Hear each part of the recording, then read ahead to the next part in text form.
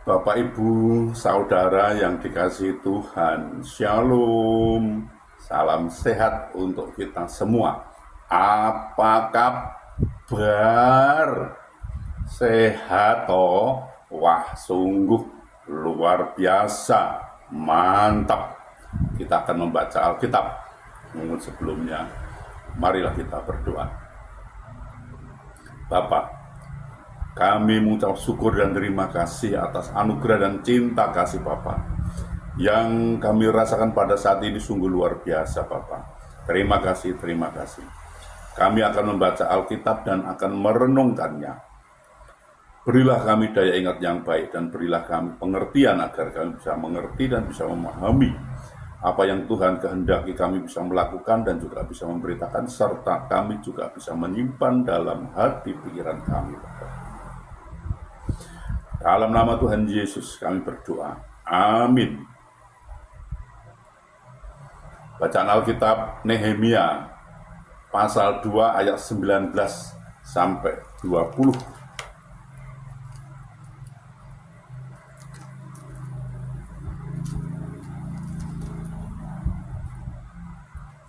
Ketika Sanballat orang Horon dan Tobia orang Amon pelayan itu dan Gesem orang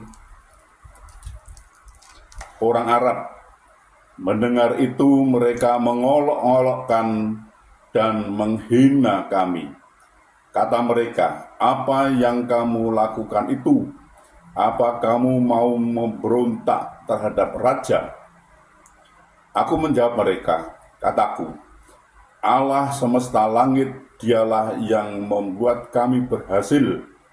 Kami hamba-hambanya telah siap untuk membangun, tetapi kamu tak punya bagian atau hak dan tidak akan diingat di Yerusalem. Demikian pembacaan Alkitab. Terpujilah Yesus Kristus. Bapak, Ibu, Saudara, tidak mudah bagi seseorang untuk datang menghadap kepada raja, apalagi jika tidak dipanggil, karena itu sangat berisiko dan nyawa adalah taruhannya. Tetapi Nehemia rela mempertaruhkan nyawanya demi nasib bangsanya.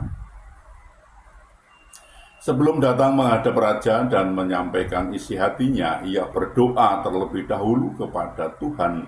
Hasilnya Gayung pun bersambut, "Raja mengabulkan permintaanku itu karena tangan Allahku yang murah melindungi aku." Nehemia pasal 2 ayat 8b.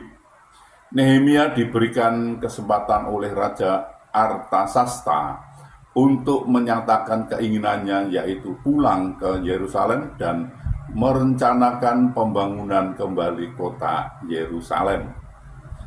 Tidak ada perkara yang mustahil bagi Tuhan. Doa yang benar bagi bila dengan yakin didoakan sangat besar kuasanya. Yakobus pasal 5 ayat 16b. Dalam segala perkara, Nehemia selalu melibatkan dan mengandalkan Tuhan. Itulah sebabnya apa saja yang diperbuatnya selalu berhasil.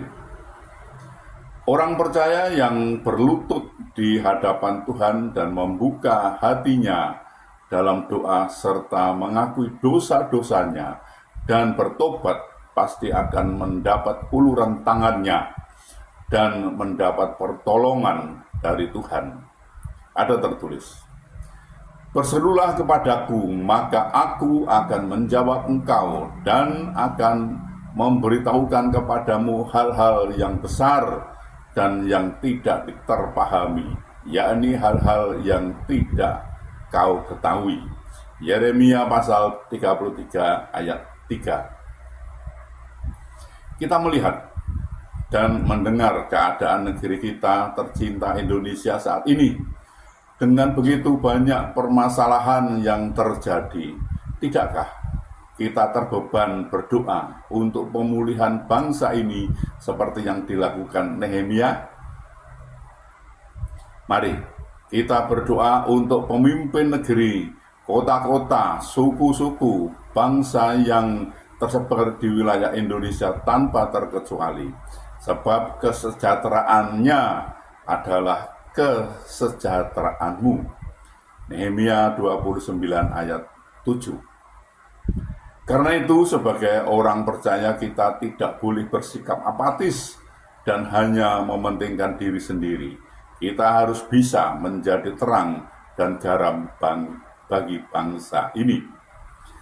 Jika semua anak Tuhan yang ada di negeri ini bersehati, sepakat, merendahkan diri dan berdoa kepada Tuhan, perkara yang ajaib dan dahsyat pasti terjadi. Indonesia dipulihkan dan dimenangkan bagi Tuhan. Tuhan menolong dan memberkati kita. Amin.